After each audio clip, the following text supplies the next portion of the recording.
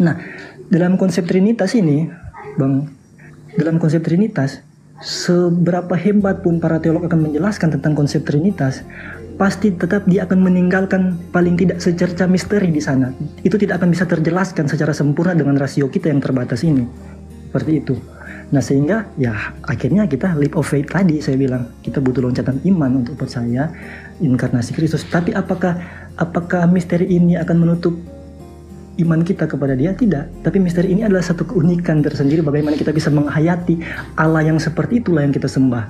Nah, dan kami orang-orang Kristen, ya saya tidak tahu kalau saya mewakili semua orang Kristen, tapi saya pribadi dengan konsep ketuhanan yang seperti inilah akhirnya saya terkagum-kagum, dan dengan kehadiran Kristus, dengan inkarnasinya Kristus, itu adalah representasi Allah yang sangat transenden itu, sehingga dalam diri Kristus saya bisa melihat Allah yang tak terlihat itu.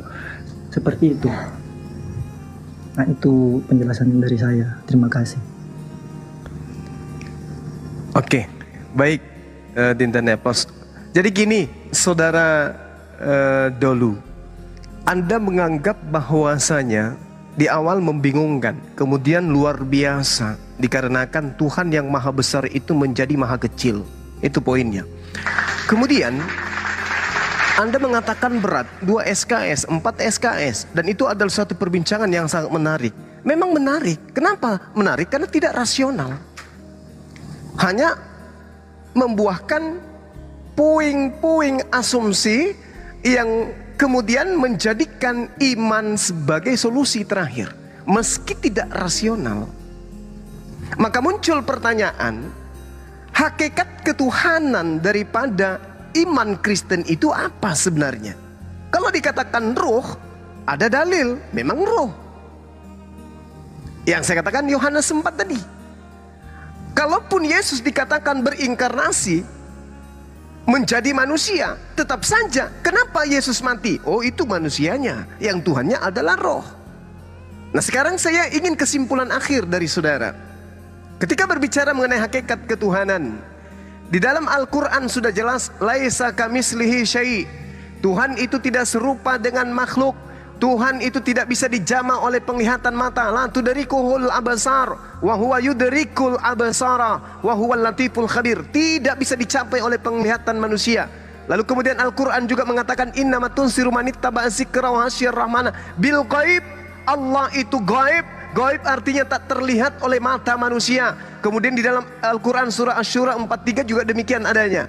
Banyak dalil bahwa umat Islam dituntut untuk bersabar, sehingga kemudian apa yang diceritakan tentang konsep ketuhanan itu tidak mesti terlihat oleh mata, tidak mesti terlihat oleh panca indera kita.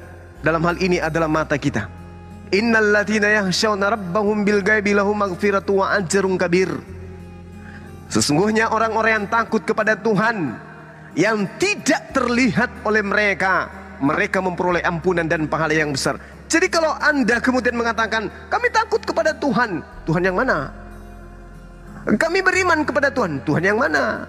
Tuhan Anda ada yang tak terlihat, Tuhan Anda ada yang terlihat. Nah, sekarang saya ingin ada kesimpulan akhir dari penjelasan saudara, bahwa hakikat daripada Tuhannya Kristen itu adalah bla bla bla bla bla bla. Bla bla bla bla bla. Apa yang menjadi hakikat Yesus ini? Karena dia manusia. Nah, hakikatnya apa dia ini?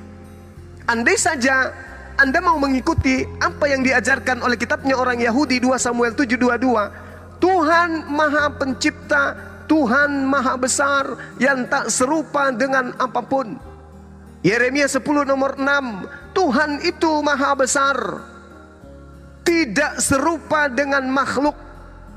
Asy-Syura ayat 11, Tuhan itu tidak serupa dengan apapun. Nah, sekarang Yesus serupa dengan kita, Yesus manusia. Maka muncul pertanyaan untuk menaikkan level kesembahan saudara yang adalah manusia.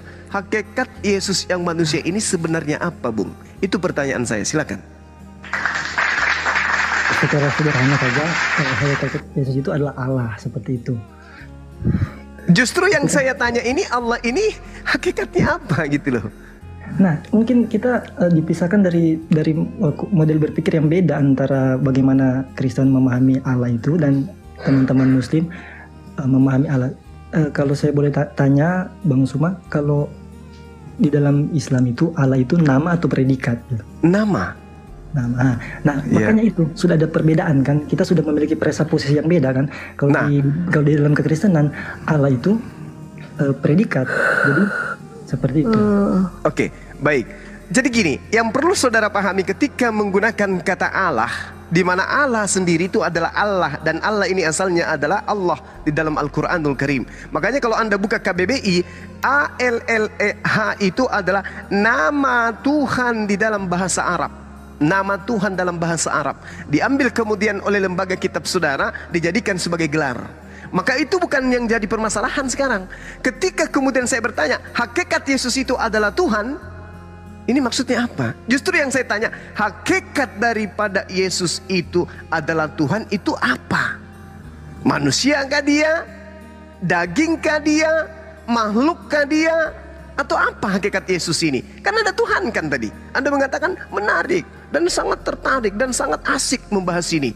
Makanya muncul pertanyaan, hakikat daripada ketuhanan Yesus itu apa? Ini yang ingin saya tahu. Karena hakikat dari ketuhanan, dari Tuhannya Bani Israel itu adalah tidak serupa dengan makhluk. 2 Samuel 7:22.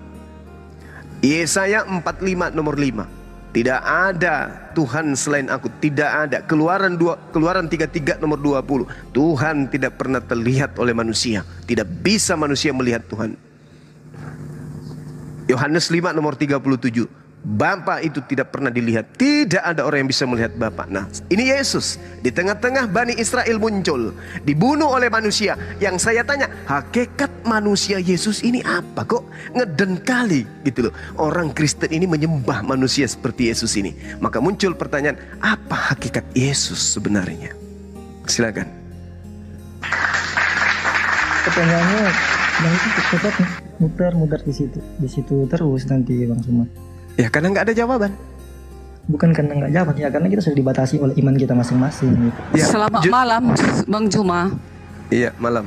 Justru itu yang saya tanyakan. Hakikat Bisa ku jawab? Silakan. Hakikat dari Yesus adalah firman Elohim, rohnya Elohim yang telah menjadi manusia, wujud dan cahaya kemuliaan Elohim. Itulah Yesus. Ibrani 1 ayat 3. Tadi firmannya yang menjadi manusia, itulah Yohanes 1 ayat 14. Itulah hakikatnya Yesus. Kesimpulannya terlalu banyak. Hakikat itu adalah keadaan yang sesungguh-sungguhnya. Keadaan yang sesungguhnya. Yesus dia itu adalah Tuhan dan Juru Selamat. Itu dia. Tuhan itu gelar, Juru Selamat itu pekerjaan. Yang saya tanya hakikat. Kayaknya nggak benar. Udah diterangkan seperti itu. Apalagi mau kalian maksud? Hakikat Yesus roh tadi Ibu bilang, betul? Rohnya Elohim, firmannya Elohim yang menjadi manusia, itulah Yesus. Kita sepakat menurut pemahaman Ibu Darni, hakikat daripada Yesus adalah roh Elohim, betul? Firman Elohim ya, rohnya Elohim ya. Beda dengan roh-roh kita yang ada di bumi ini ya. Kalau kita, roh kita pemberiannya Elohim. Kalau Yesus langsung rohnya langsung menjelma jadi manusia. Itu dia. Mau turun menyelamatkan manusia dari dosa gitu dia. Beda. Ibu Darni bisa membacakan saya kemudian Yohanes 3 nomor 34. Bisa? Silakan. Yohanes 3:34. 3 nomor 34. Iya. 25. Tunggu ya, 36, 34. Yohanes 3 ayat 34. Judul perikopnya kesaksian Yohanes tentang Yesus. 34. Sebab siapa yang diutus Allah, dialah yang menyampaikan firman Allah. Karena Allah mengaruniakan rohnya dengan tidak terbatas. Itu dia. Ya. Yang saya tanya di sini, roh Elohimkah yang ada di dalam orang-orang yang menyampaikan firman Allah? Menurut Yohanes 3 nomor 34. Ya, termasuk nabi-nabi. Oke, baik. Berarti pada hakikatnya nabi-nabi itu hakikatnya adalah roh Elohim, betul? Bukan, beda. Pemberian, itu pemberian. Sama kayak kita manusia kalau nabi-nabi. Sama seperti kita seluruh manusia ini. Karena kalau tidak ada roh Allah yang di dalam diri kita manusia ini, kita dead, mate. Kalau Yesus beda, dia Elohim itu sendiri, rohnya itu sendiri yang turun ke bumi mau menyelamatkan, mau menebus manusia dari dosa. Nabi-nabi, para nabi-nabi yang lain nggak ada tercatat sebagai penebus manusia dari dosa. Hanya Tuhan itu sendiri yang bisa menebus. Karena di perjanjian lama pun selalu Elohim mengatakan, akulah penebusmu, akulah juru selamatmu. Itulah Yesus menjadi manusia turun ke bumi dia. Kalau Elohim itu langsung turun ke bumi ini, kiamat dunia ini hancur lebur. Jadi diutuslah, ya, dibilang utus, tetapi berbeda dengan Musa, berbeda dengan Abraham, berbeda dengan Nabi Elia dan lain-lain, Daud dan segala macam. Itu beda. Kalau Yesus khusus langsung rohnya Elohim itu, firmannya Elohim itu turun ke bumi, gitu dia loh Bang Juma. Oke, baik. Ibu, satu lagi saya minta boleh? Apa itu? 1 Samuel 18 nomor 10. 1 Samuel. Siap. Raja-raja Samuel. 1 Samuel berapa? 18:10. Ada, dapat. 1 Samuel 18 ayat Itu 10. mengenai roh jahat benar itu. Ini ya ada juga roh jahat. Memang ada di dunia ini, memang ada roh jahat. Ayat 10. Judulnya 1 Samuel 18 tadi ya. Ayat 10. Oh. Siap. Hah? Iya, Ya. betul. Judulnya Saul benci kepada Daud 10. Keesokan harinya roh jahat yang daripada Allah itu berkuasa atas Saul. Datang merasuki roh jahat si Saul ini, sehingga ia kerasukan di tengah-tengah rumah. Sedang Daud main kecapi seperti sehari-hari. Adapun Saul ada tombak di tangannya. Udah, apa itu? Oke, baik. Kenapa itu? Saya ingin bertanya kepada Bu Darni. Apa Hakikat tuh? daripada roh setan yang merasuki Saul ini apa? Hakikatnya kejahatan yang ada. Kejahatan menimbulkan segala kejahatan. Itu. Hakikat Kalau itu sih. Allah itu pasti melakukan kebenaran. Makanya dikatakan sembahlah Tuhan Allahmu dengan roh dan kebenaran. Saya Katanya. ulang, ulang Bu Darni, saya ulang. Oke. Roh Elohim, roh Elohim, roh jahat dari Elohim. Yang saya tanyakan adalah roh jahat yang berkuasa atas Saul ini hakikatnya apa? Hakikatnya maksudnya kayak mananya sekarang ini? Yesus hakikatnya adalah ruah Elohim. Iya. Roh dan Iblis. firman Elohim. Kalau yang merasuk kepada Saul ini adalah roh kejahatan. Nah, Itu. sekarang roh kejahatan ini hakikatnya apa? Iblis lah. Ya, hakikat daripada iblis adalah Kejahatan. Kejahatan Di itu- situ dia berputar-putar. kejahatan itu sifat. Jangan buat gitu aku Bang Juma. Aku nggak ada sekolahku. Yang jujur-jujur aja lah. Jadi hakikat Yesus itu adalah ruah Elohim. Hakikat iblis yang datang kepada Saul juga itu adalah ruah Elohim. Bukan gitu. Kalau roh jahat itu rohnya Lucifer. Kan Lucifer ini kan itu dulunya malaikat Lucifer di surga. Dia pemimpin biduan.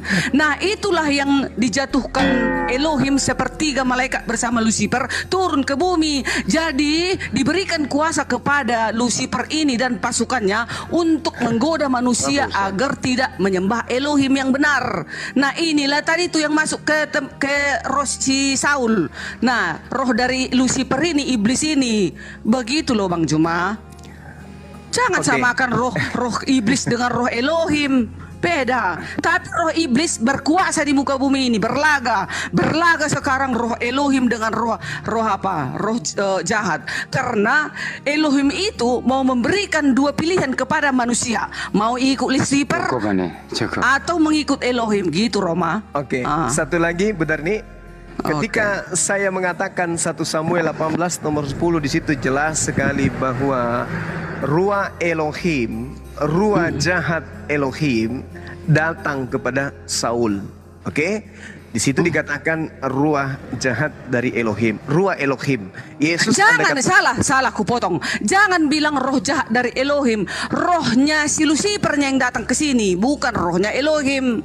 Bu Beda. Darni, original teksnya mengatakan seperti itu. Ruah ra Elohim, ruah ra Elohim, ruh jahat Elohim, ruh jahat Elohim. Original teksnya mengatakan itu. Kita nggak bisa lari kemana-mana.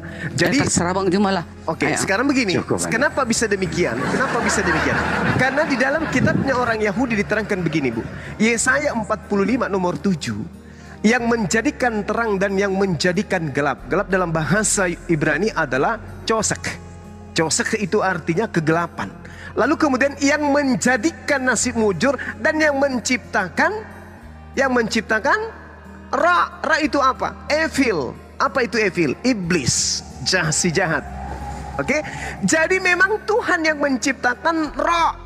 Tuhan yang menciptakan kejahatan, Tuhan yang menciptakan iblis. Makanya di dalam Yohanes 1 nomor 3, di situ jelas sekali dalam kitab Ibu, segala sesuatu diciptakan oleh Dia. Segala sesuatu, arti termasuk iblis.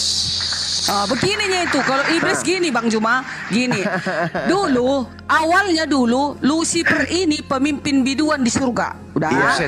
Dia itu mau menyamakan dirinya, dia cemburu karena dia tidak diikut sertakan untuk penciptaan ini. Jadi makanya dia dijatuhkanlah ke bumi beserta dengan para pasukannya, ada sepertiga malaikat, itulah iblis-iblis jin-jin yang turun ke bumi ini.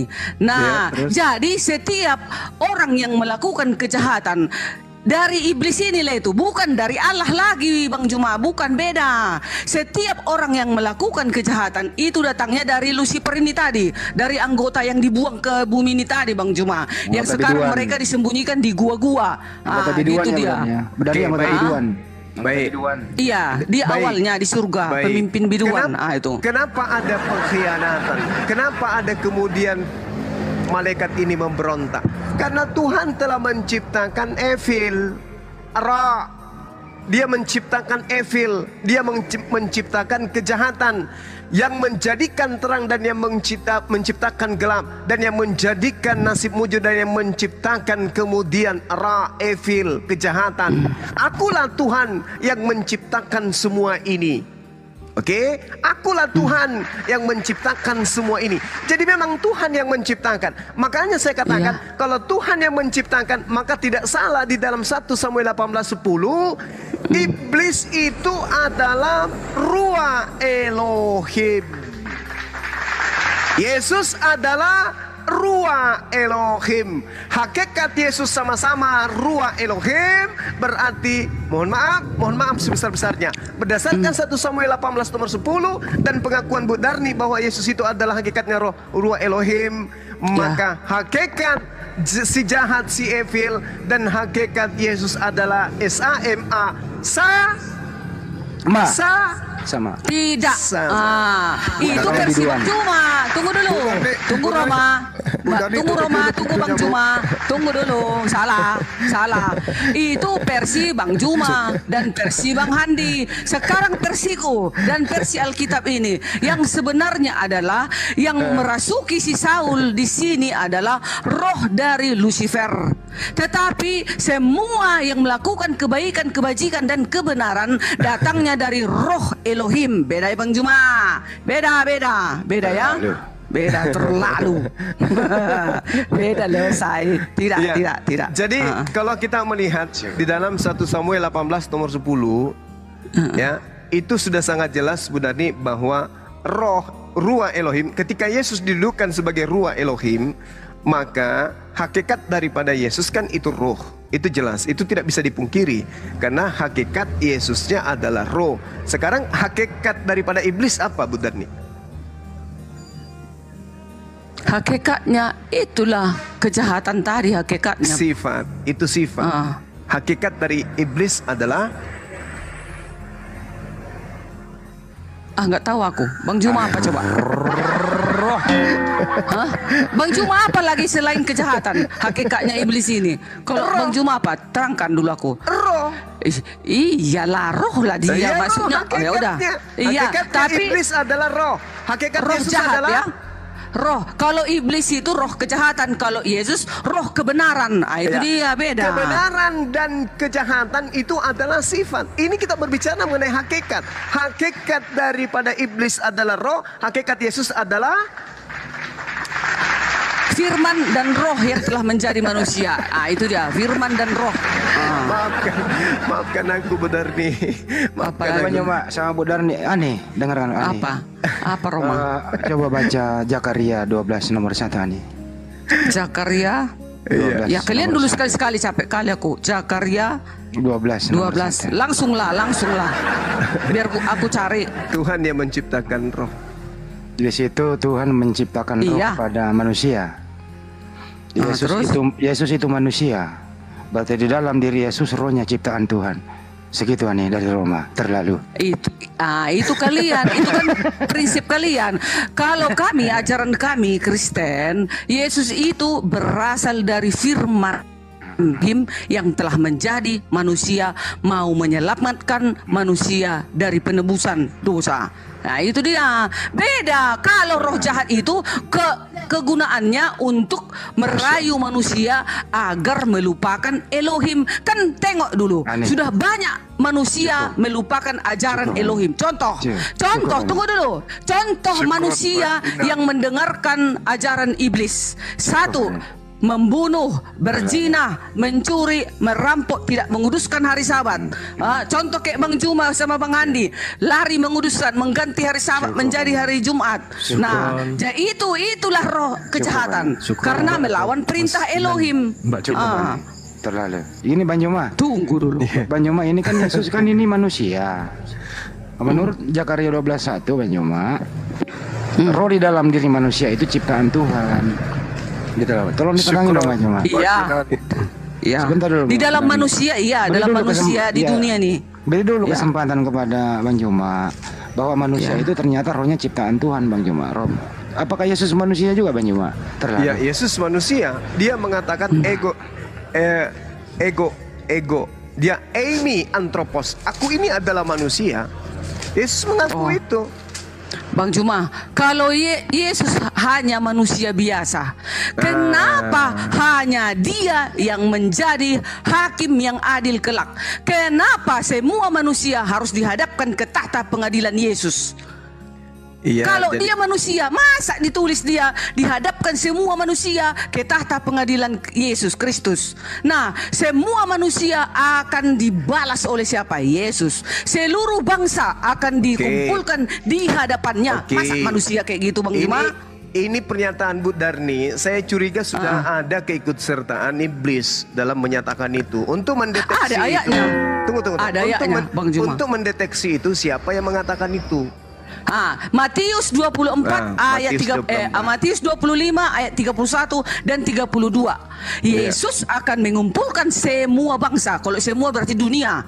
Masa seorang manusia kayak gitu atau seorang nabi seperti itu? Lebih hebat maunya siapa? Si Musa, si Abraham atau Muhammad, kan gitu. Kenapa mesti Yesus mengumpulkan segala bangsa? Kenapa hanya Yesus dihadapkan semua ke tahta pengadilannya? Siapa dia? Itu kesalahan kalian Bang Juma. Masa manusia kayak gitu? Baik, Bu Dani. Baik, Bu Dani. Ini kesalahan dari awal. Ini kesalahan dari awal memahami misi dakwah Yesus. Sehingga ketika dikatakan bangsa oleh Yesus, Anda memahami semua bangsa. Padahal ketika Yesus berbicara mengenai semua bangsa, segala bangsa. Segala bangsa, semua bangsa itu sama aja. Ya udah. Segala bangsa kan nggak Bani Israel aja, Bang Juma. Oh tidak. Ketika Yesus berbicara mengenai semua bangsa, yang dimaksud di sini adalah bangsa Israel. Aduh, salah bahasa Indonesia Bang Juma kalau kayak gitu. Punten 5. Tunggu dulu. Yesus ketika dia datang, datang nih. Dia datang menurut Yesus untuk siapa? Untuk seluruh dunia. Nggak ada untuk dalilnya. menghapus dosa dunia. Ada. Ini nih, Yohanes 1 ayat 29. Pada keesokan harinya, Yohanes melihat Yesus datang kepadanya dan ia berkata, itulah yang mau dibaptis dia. Kan mau dibaptis, datang Yesus mau mendatangi Yohanes. Lihatlah anak domba Allah yang menghapus dosa dunia.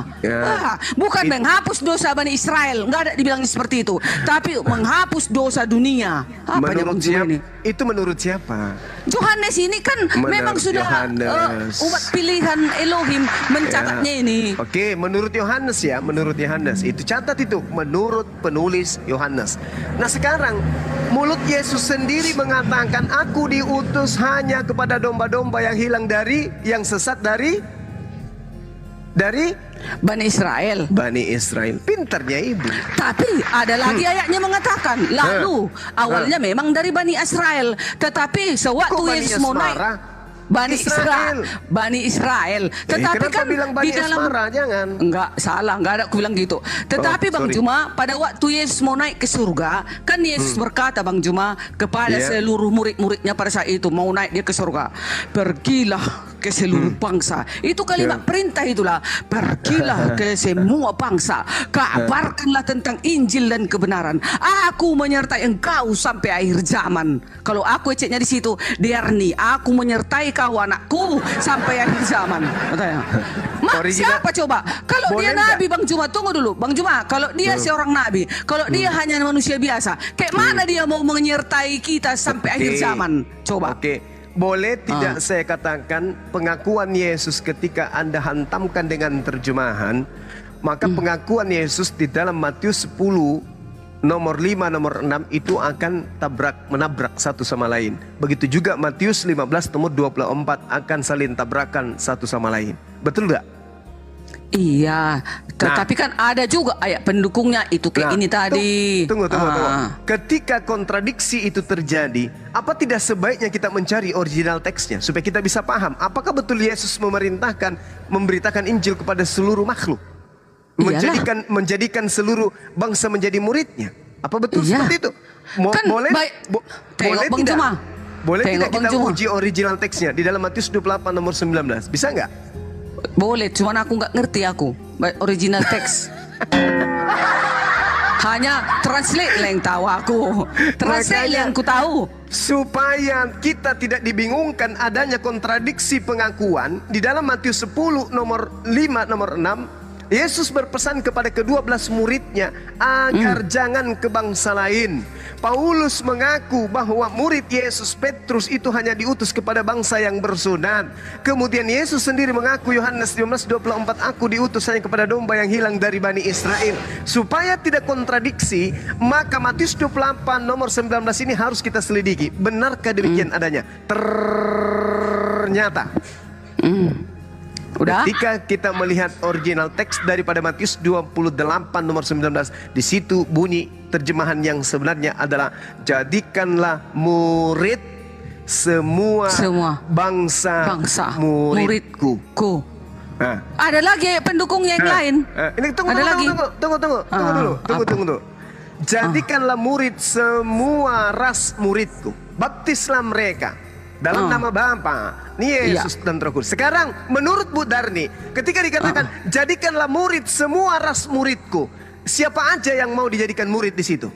Kayak mana jadikanlah? Nggak ada gitu ditulis di sini Bang Juma. Ditulis di sini karena itu pergilah jadikanlah semua bangsa muridku. Salah.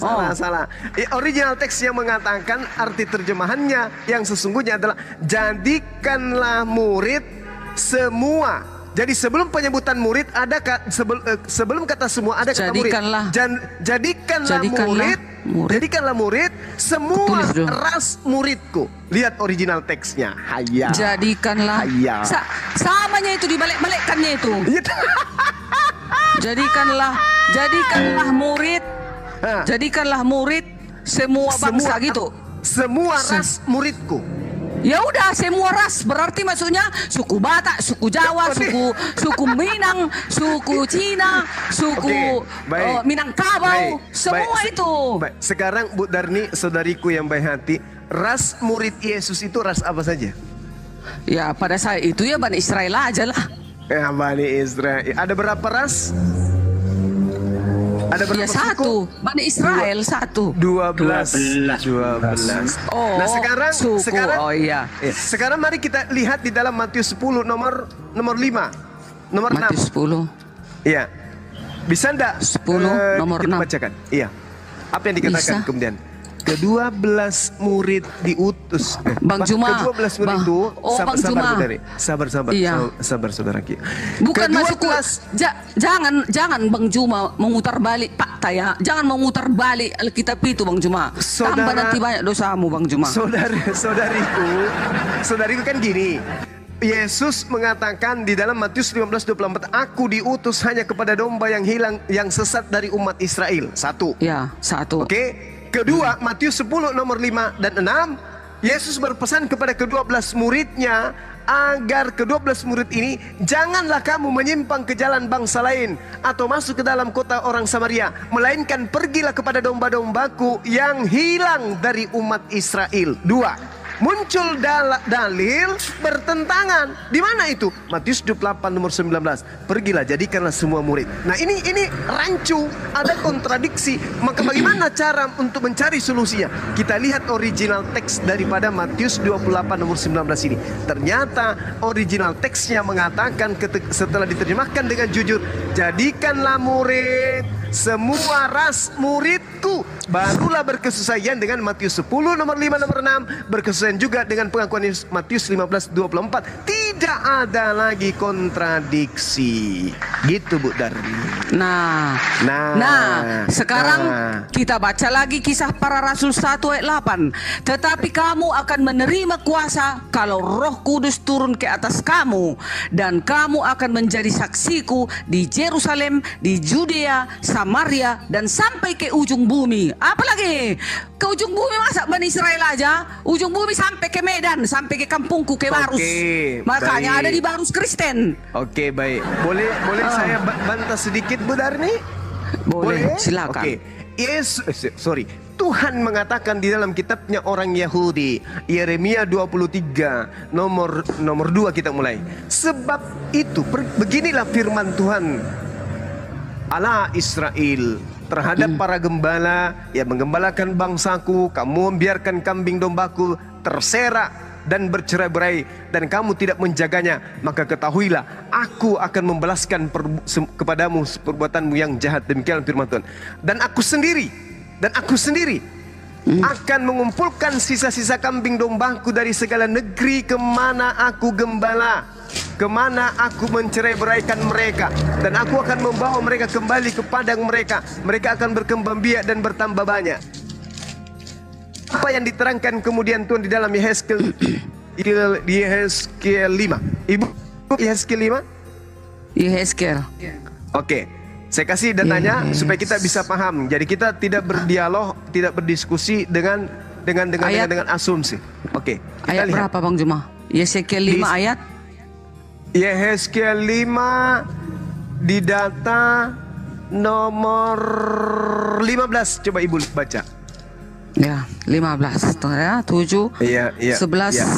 Bentar. 15, 14. Nomor 10 aja, Judulnya di sini lambang pengepungan kota Yerusalem. Iya. Ayat 15.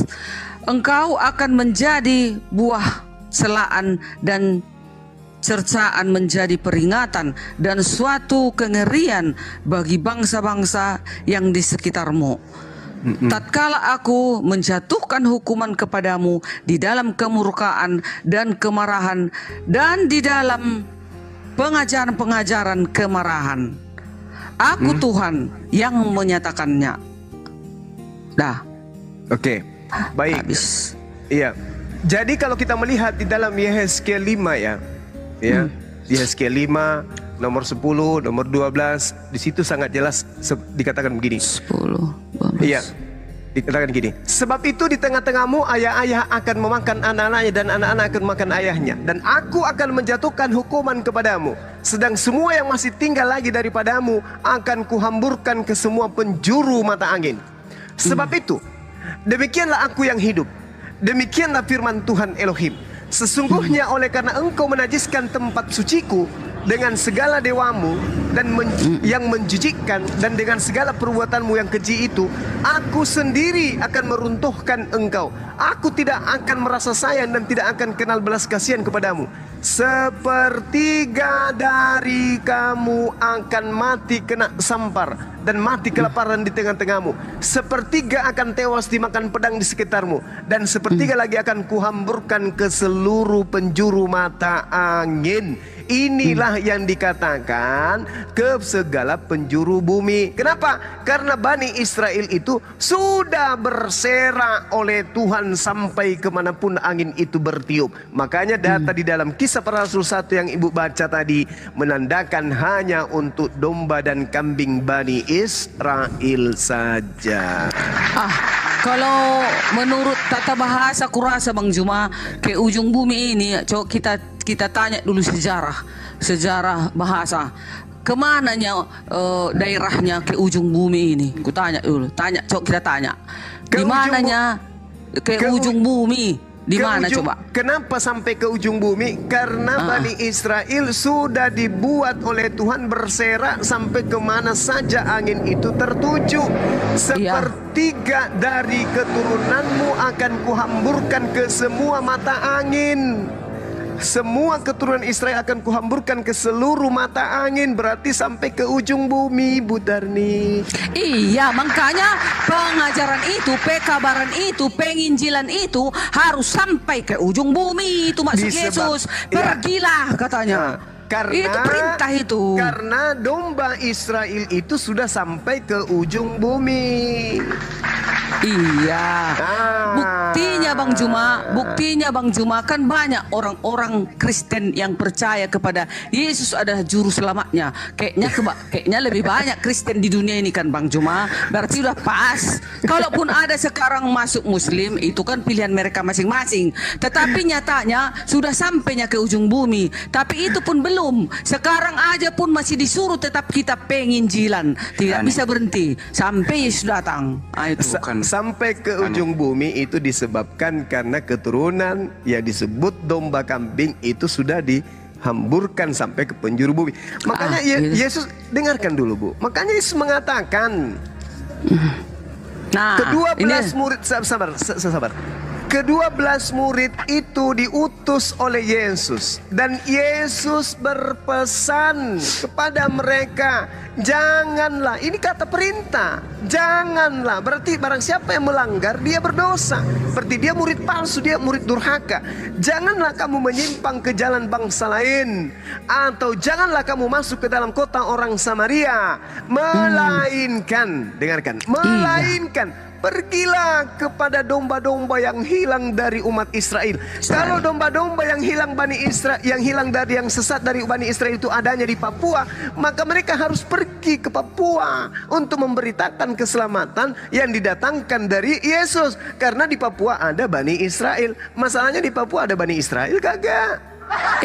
Bani Israel itu maksudnya Bang Juma orang umat Tuhan. Jadi kita ini semua termasuknya kita ini umat Tuhan. Nah, sekarang tunggu dulu. Sekarang kalau kita memang umat Tuhan karena sudah ada pekabaran. Kalau dulu murid-murid Yesus ada 12. Udah, setelah itu mengajar Yesus banyak. Habis itu selesai itu ada Paulus. Setelah itu ada 70, ada lagi lebih banyak lagi. Menyebarlah itu ke seluruh penjuru bumi karena perintah Yesus harus pergi ke seluruh bumi, ke ujung bumi, memberitakan kepada Bani Israel. Aduh, kok Bani Israel pula? Untuk seluruh manusia. Kok Bani Israel? Untuk manusia. Tidak ada seluruh manusia, Bu Darni. Nah, udah. Melainkan pergilah kepada domba-domba yang hilang. Domba ini Bani Israel. Ini yang disebut domba ini Bani Israel. Iya, awalnya Bani Israel Bang Juma. awalnya kebenaran itu kan datangnya di Bani Israel kan. Yesus datangnya awalnya kan di sana di Israel. Makanya sewaktu dia pergi, Yesus kan sudah bakalan akan tahu akan disebarkan pekabaran ini kemana saja pun. Makanya ada penginjilan. Awalnya memang kuakui Bang, cuma awalnya ya di Bani Israel pekabaran itu. Setelah itu disuruh mengabar, disuruh pergi. Itu kalau kalimat pergi itu kalimat perintah loh Bang Juma. Makanya di setiap ibadah kami juga, kami itu kalau tidak penginjilan nol, mati iman kami kalau nggak penginjilan. Nah makanya percaya tidak Bu Darni kalau Yesus pernah berpesan waspadalah kepada serigala yang menyamar domba? Apa maksudnya serigala yang maksudnya domba? Begini, yang menyamar.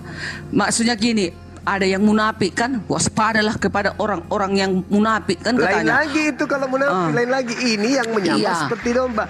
Artinya non-Yahudi menyamar Yahudi. Macam lah itu, yang jelas mereka itu semua di luar dari pekabaran Yesus lah itu, yang di luar itu. Sekarang saya ingin Ibu jujur, Ibu ini termasuk Bani Israel atau bukan? Termasuklah aku umat Tuhan. Iyalah, Bang Juma juga termasuk umat Tuhan kalau Bang Juma mau menuruti hukumnya, kalau mau menuruti perintahnya. Oke, tapi kita harus jujur. Kita jujur lah. Oke lah kalau begitu. Tapi secara darah, apakah kita betul termasuk Bani Israel? Secara darah? Kalau secara darah, kita kan keturunan Adam dan Hawa. Kayak mana sih Bang Juma ini? Yang saya tanya secara darah, apakah kita betul adalah Bani Israel? Secara darah? Kalau secara darah kan tidak lah. Yang di sana lah. Dari orang Israel. Ya beda lah Bang Juma ini lucu kali. Jadi Ani ini, Bang Juma, silakan. Ani ini Israel rohani atau Israel cangkokan? Israel rohani. Aku termasuk, aku termasuk umat Tuhan. Nah kalau aku termasuk di dalam golongan umat Tuhan, aku harus menuruti perintahnya, hukumnya. Itulah hukumnya 10 hukum. Elohim hanya menurunkan 10 hukum kepada Musa. Itu hanya itunya perintahnya. Jadi Elohim itu tidak ada nama agamanya. Elohim itu tidak agama Advent. Elohim itu tidak agama Islam. Elohim itu tidak agama HKBP. Elohim itu tidak agama Katolik. Tetapi Elohim itu mempunyai 10 perintah yang harus dipatuhi oleh seluruh manusia di muka bumi ini, tidak terkecuali. Awalnya diberikan kepada Musa. Setelah itu turun-temurun sampai Yesus datang. Makanya dibilang Paulus, hukum Taurat itu maksudnya hukum 10, bukan ikut yang beratus-ratus itu hukum adat istiadat di bangsa Israel, orang Yahudi. Tetapi yang diturunkan langsung oleh Elohim kepada Musa adalah 10 hukum. 10 apa bahasa Inggrisnya itu? 10 apa? Apa itu? 10 perintah, 10 perintah Tuhan. Itulah hanya disuruh dilakukan oleh manusia di muka bumi ini. Itu termasuk dengan kayak di lampu merah, rambu-rambu lalu lintas. Merah, ada hijau, ada kuning. Nah, kita juga itu rambu-rambunya dibikin Tuhan. Jadi siapa petinggi agama dan para nabi yang tidak mengajarkan ini, dusta kan katanya di sini. Jelas. Baik. Saya boleh sedikit Bu Darni. Tadi Ibu sudah mengakui secara darah kita bukan Bani Israel. Itu poin. Tetapi Islam dalam hal ini harus mengakui bahwa awalnya Tuhan itu datang kepada Bani Israel, mengangkat kemudian 12 suku dari Bani Israel. Al-Quran menarasikan seperti ini. Bismillahirrahmanirrahim. Walaqad ahazallahu mitsaqa bani Israil wa ba'athna minhum 12 naqiban wa qala Allahu inni ma'akum la in aqamtumus salah wa ataitumuz zakah wa amantum birusuli wa azzartumuhum wa aqradtumullah qardan hasana la ukaffiranna ankum sayyi'atikum wa la udkhilannakum jannat tajri min tahtihal anhar faman kafara ba'da dzalika minkum faqad dalla sawa'as sabil. Dan sungguh pencipta langit dan bumi telah mengambil perjanjian bagi Bani Israel, dan kami telah mengangkat 12 orang sebagai pemimpin di antara mereka. Lalu Allah berfirman, Inni ma'akum, aku bersama dengan engkau, aku bersama dengan kalian. Jika engkau melaksanakan salat, menunaikan zakat, serta beriman kepada utusan-utusanku, rasul-rasulku, dan kamu membantu mereka, dan kamu pinjamkan kepada Allah pinjaman yang baik, pasti akan aku hapuskan kesalahan-kesalahanmu, dan pasti akan aku masukkan kalian ke dalam surga. Ini kata Allah. Tetapi apa yang terjadi kemudian? Mereka melanggar perjanjian Budarni. Fabima naqdihim mitsaqahum la'annahum wa ja'alna qulubahum qasiyah yuharrifunal kalima an mawadi'ih wa nasuhu hazzam mimma zukkiru bi wa la tazalu tattali'u ala kha'inatin minhum illa qalilan minhum fa'fu anhum wasfah innallaha yuhibbul muhsinin. Mereka melanggar perjanjian Budarni, sehingga kemudian Allah mengeraskan hati mereka. Mereka suka kemudian merubah-rubah firman Allah. Mereka sengaja, mereka merubah. Nah, ketika kemudian datang Nabi Isa alaihissalam, demikian juga adanya. Ketika datang Yesus, ditolak juga kan, sesuai dalam Bible. Maka Allah kemudian memberikan solusi yang terakhir. Ya ahlal kitab, qad ja'akum rasuluna yubayyinu lakum katsiran mimma kuntum tukhfuna minal kitab wa ya'funa an katsir. Qad ja'akum minallah nurun wa kitabum mubin. Wahai ahli kitab, ini diseru setelah Rasulullah SAW itu datang. Diseru, wahai ahli kitab, Yahudi, Nasrani, sungguh Rasul kami telah datang kepadamu menjelaskan kepadamu banyak hal dari isi kitab yang kalian sembunyikan, dan banyak pula yang dibiarkan untuk tidak dijelaskan. Sungguh telah datang kepadamu cahaya dari Allah dan kitab yang menjelaskan. Yahdi bihillah manittaba'a ridwanan subulan salam wa yukhrijuhum minaz zulumati ilan nuri biizni wa yahdihim ila siratim mustaqim. Dengan kitab Al-Quran itulah Allah memberi petunjuk kepada manusia yang mengikuti keridaannya kepada jalan keselamatan, dan dengan Al-Quran itu pula Allah mengeluarkan orang itu dari gelap gulita kepada cahaya dengan izinnya, dan menunjukkan kemudian jalan keselamatan. Ini solusi terakhir. Maka Allah mengatakan, laqad kafaral ladina qalu innallaha huwal masihu ibnu Maryam. Kafirlah orang, sungguh telah kafir orang yang berkata sesungguhnya Tuhan itu adalah Isa Al-Masih atau Yesus Kristus. Kafir. Nah, sedangkan ketika saya tanya ke Ibu Darni, apakah kita ini adalah benar-benar Bani Israel dalam hal darah? Ibu mengatakan bukan, tapi ibu mengatakan kita adalah Bani Israel rohani. Sedangkan Yesus sendiri mengatakan bahwasanya waspadalah kepada serigala yang nyamar seperti domba. Nah, kita ini bukan Bani Israel. Yang disebut domba itu adalah Bani Israel. Yeremia 50 nomor 17, Bani Israel itu adalah domba. Kita bukan Bani Israel, kita bukan domba. Karena kita bukan domba, kita bukan Bani Israel, ngaku-ngaku sebagai domba, maka kitalah kemudian yang disebut serigala nyamar domba itu, Bu Darni. Bang Juma. Nah, kalaupun Bang Juma tidak mau dikatakan Bani Israel, terserah.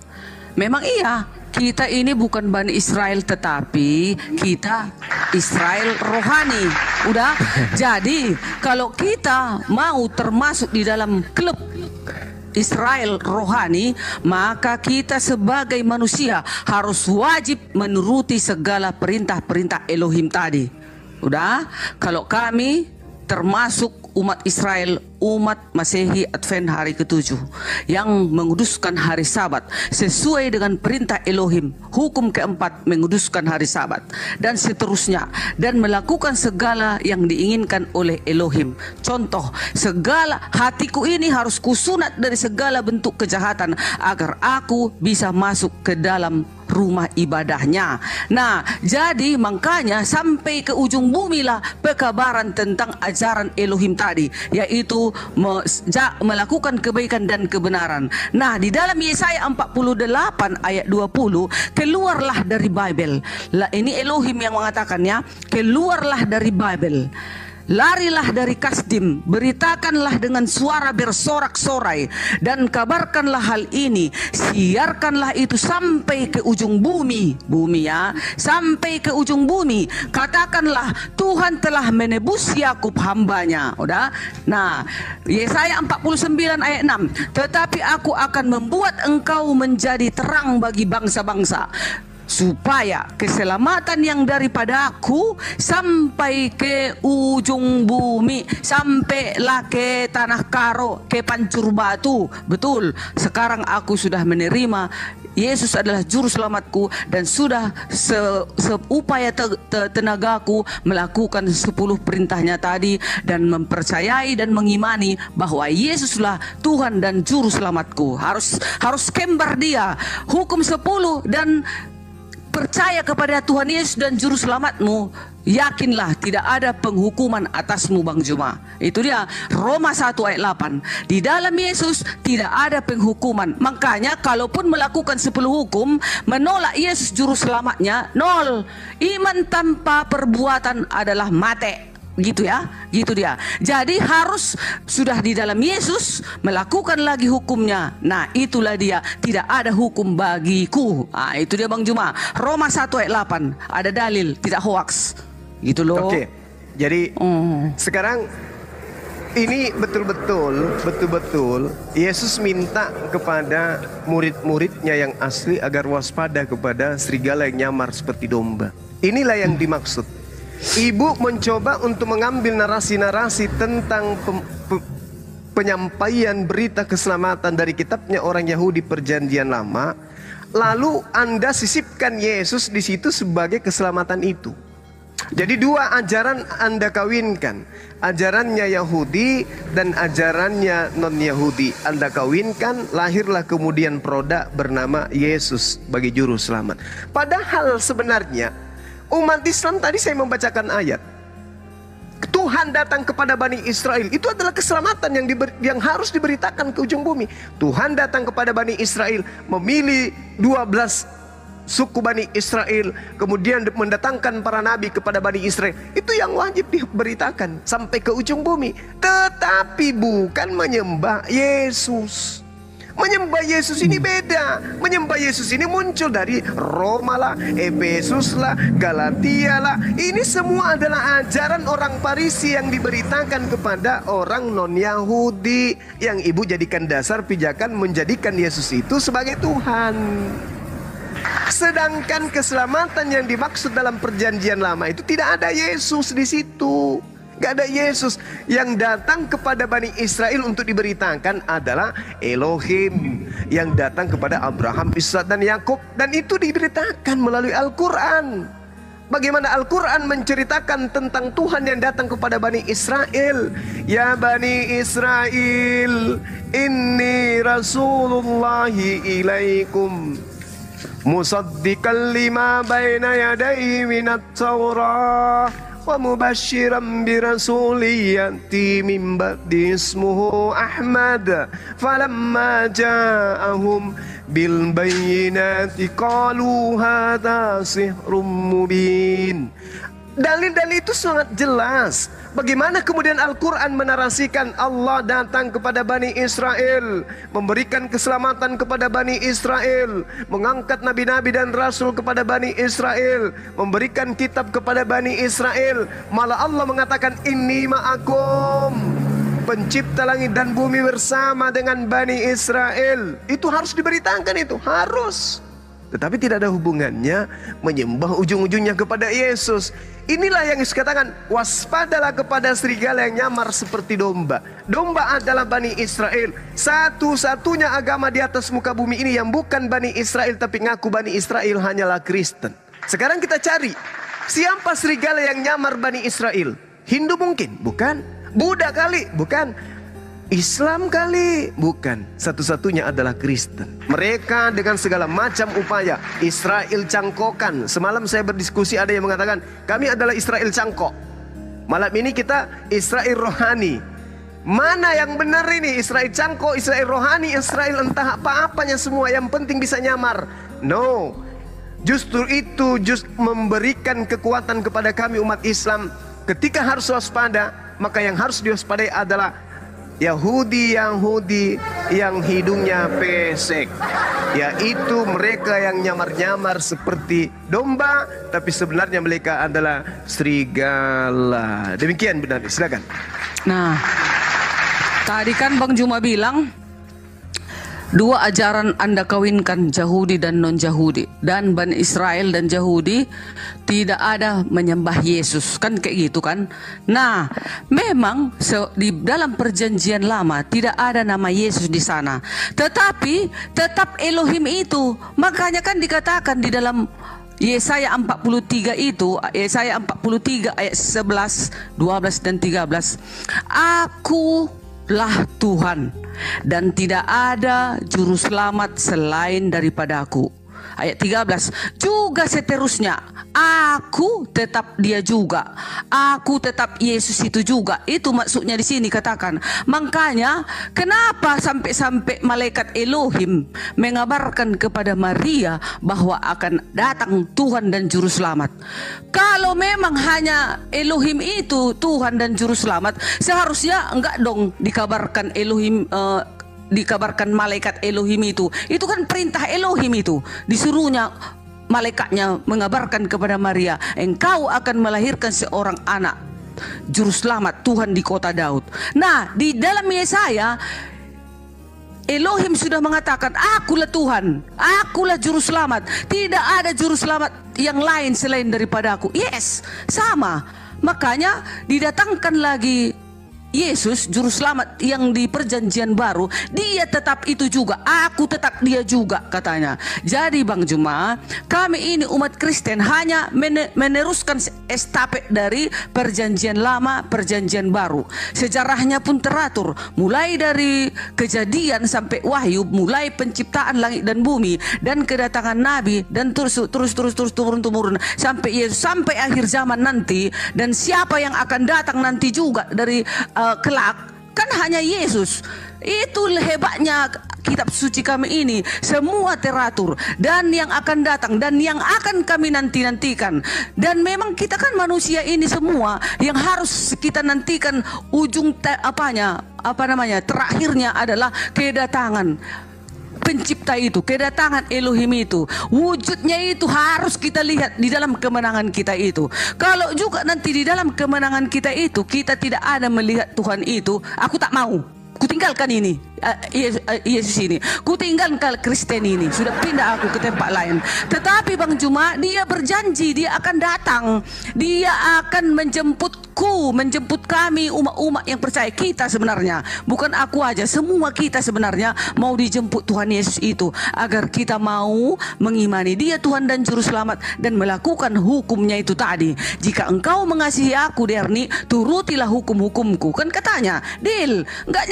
Enggaknya banyak, enggak usah pun ku tahu dari Kejadian sampai Wahyu. Yang jelas ku percaya, ku imani dia adalah Tuhan dan Juru Selamatku, dan ku lakukan perintah-perintahnya tadi. Tidak ada penghukuman atasku. Roma 1 ayat 8. Enak kali kan? Jelas, tetap kami menyembah Elohim Abraham, Ishak dan Yakub. 1 Tawarikh sudah tertulis. Di luar dari Tuhannya Abraham, Ishak dan Yakub, itu adalah setan katanya, Mamon katanya. Itu Bang Juma, kami tetap menyembah Elohim yang menjadi manusia, itulah Yesus. Apalagi jelas sekali. Oke, baik. Tidak ada keselamatan dari hasil curian, Bu. Itu dulu yang harus dipahami. Tidak ada keselamatan dari hasil haram. Mengambil ajaran orang, mengambil kitabnya orang, kemudian mengklaim itu adalah kitabnya saya dan seterusnya. Tidak ada keselamatan dari hasil curian. Itu dulu. Itu harus dipahami. Kitabnya orang Yahudi hanya untuk Yahudi. Ibu untuk menghalalkan kitabnya orang Yahudi, mohon maaf nih saya berbahasa seperti itu. Karena itu bukan barang non-Yahudi. Kitabnya orang Yahudi hanya untuk mereka. Ketika kemudian dikatakan itu untuk kami, maka apa yang dikatakan? Kami adalah Israel rohani, kami adalah Israel cangkokan, Yahudi pesek kalau saya boleh bilang. Nah, sedangkan kalau ibu mengatakan di dalam Yesaya berapa tadi? Yesaya 43 nomor 11. Tolong mundur satu data dulu, satu ayat kita baca.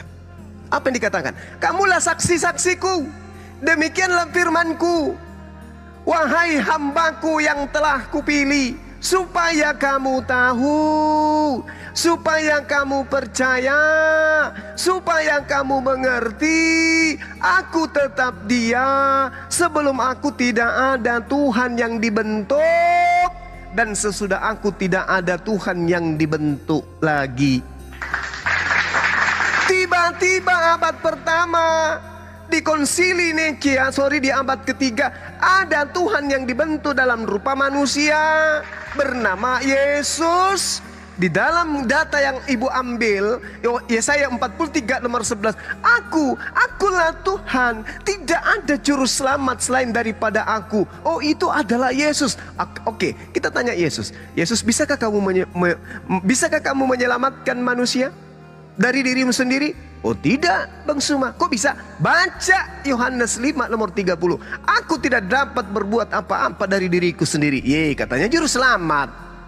Katanya juru selamat. Kok nggak bisa berbuat apa-apa dari dirinya sendiri? Ini juru selamat dari mana ente? Lalu kemudian di dalam Yohanes 8 nomor 42, aku datang bukan atas kehendakku sendiri. Katanya kamu sendirilah juru selamat itu yang datang. Ya, aku datang bukan atas kehendakku. Sang juru selamat itu yang mengutus aku untuk memberitakan ajaran keselamatan itu seperti apa. Makanya aku mengatakan, akulah kebenaran, akulah jalan, akulah kebenaran, akulah hidup. Tidak ada yang sampai kepada sang juru selamat kalau tidak melalui aku. Berarti aku ini adalah jalan menuju kepada sang juru selamat ini. Bagaimana sang selamat ini menyelamatkan? Juru selamat ini menyelamatkan Bani Israel dengan cara memberitakan firman sang juru selamat kepada Bani Israel. Kita lihat, sang juru selamat apakah bekerja hanya di Bani Israel? Tidak. Juru selamat itu bekerja setelahnya. Yang dibihillah manittaba'a ridwanahu subulan salam wa yukhrijuhum minaz zulumati ilan nuri biisni wa yahdihim ila siratim mustaqim. Juru selamat itu kemudian datang memberikan kitab yang datang dari juru selamat, memberi petunjuk kepada manusia yang mengikuti keridaannya kepada jalan keselamatan. Juru selamat ini kemudian memberikan kitab suci Al-Quranul Karim sebagai jalan keselamatan menuju kehadirat Allah pencipta langit dan bumi.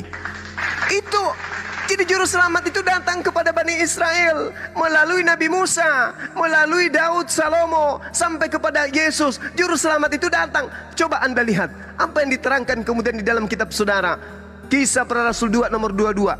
Untuk itulah, dengarkanlah wahai Israel, untuk itulah Yesus. Yang kumaksud adalah Yesus yang ditentukan oleh pencipta langit dan bumi sebagai perantara bagi Bani Israel untuk Tuhan melakukan mujizat, tanda-tanda dan kekuatan melalui perantaraan Yesus yang dilakukan oleh Allah, seperti yang engkau tahu. Jadi bukan Yesus hanya perantara, Yesus hanya utusan, Yesus hanya nabi. Makanya di Al-Quran, aku membangkitkan orang mati dengan izin Allah, aku membuat orang buta melihat dengan izin Allah, aku kemudian membuat orang lumpuh sembuh dengan izin Allah. Begitu juga di dalam kitab saudara. Aku tidak dapat berbuat apa-apa dari diriku sendiri. Apa yang aku lakukan, apa yang aku kerjakan adalah apa yang diperintahkan oleh Tuhan untuk aku katakan dan aku lakukan di tengah-tengah Bani Israel. Yohanes 5 nomor 36. Selesai perkara ini sebenarnya. Yesus itu adalah juru selamat. Kenapa? Karena dia adalah utusan sang juru selamat. Yesus juru selamat, tapi bukan sang juru selamat. Dia dikatakan sebagai juru selamat karena diutus oleh sang juru selamat. Tidak ada juru selamat selain daripada pencipta langit dan bumi. Saya teruskan sedikit lagi. Saya teruskan. Akulah yang memberitahukan, akulah yang menyelamatkan, dan akulah yang mengabarkan, bukan ilah asing yang ada di antaramu. Kamulah saksi-saksiku, demikianlah firman Tuhan. Akulah Allah. Juga seterusnya, aku tetap Allah, dan tidak ada yang dapat melepaskan dari tanganku. Ini jelas ini, aku melakukannya, siapakah yang dapat mencegahnya? Beginilah firman Tuhan penebusmu yang maha suci, Elo Israel subhanahu wa ta'ala. Gak ada masalah dengan data ini. Yang masalah adalah ketika ilahnya Bani Israel Anda ganti menjadi manusia, bayi yang lahir di kandang domba. Oke, Silakan. aku ya Bang Juma. Yesaya 29. Tadi kan Bang Juma bilang tidak ada keselamatan dari hasil curian. Kami nggak mencuri. Kak, Kristen itu meneruskan estafet dari perjanjian lama. Karena Kejadian sampai Wahyu itu berkesinambungan, tidak putus-putus, bersambung. Udah. Bisakah Yesus menyelamatkan manusia? Wah, udah dia dibilang Elohim, dia adalah juru selamat, dia akan lahir, malaikatnya yang mengabarkan kepada Maria. Yesaya 25 ayat 9. Pada waktu itu orang akan berkata, sesungguhnya inilah Allah kita yang kita nanti-nantikan. Pada waktu itu manusia akan setiap orang yang percaya kepadanya tidak binasa, melainkan memperoleh hidup yang kekal. Yang tidak percaya, maksudnya yang tidak percaya kepada Yesus adalah Tuhan, akan binasa Bang Juma, akan binasa.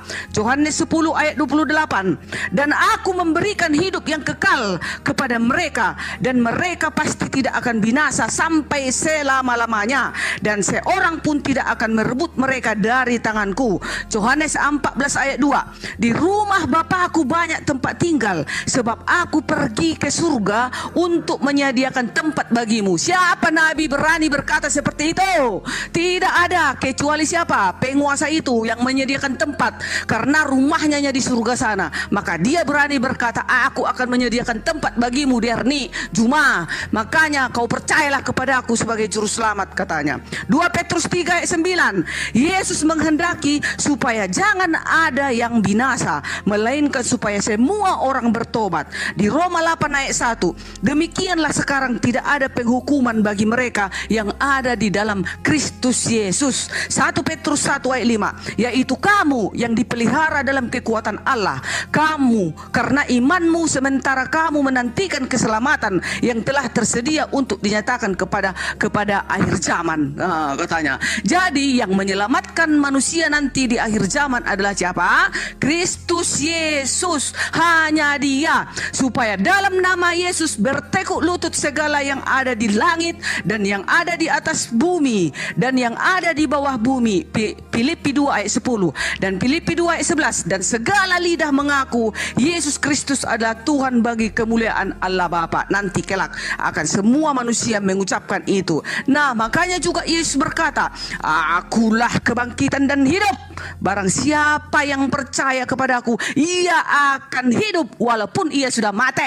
Nah, mana ada para nabi berani berkata, akulah kebangkitan dan hidup. Bayangkan Bang Juma, kalau sudah berani dia berkata, akulah kebangkitan dan hidup, berarti dia nanti yang membangkitkan orang yang sudah mati akhir zaman. Hanya Dia. Mana ada para nabi? Cek and recheck. Kalau ada seluruh para nabi berani berkata, akulah kebangkitan dan hidup. No, tidak ada Bang Juma. Hanya Yesus Kristus itu.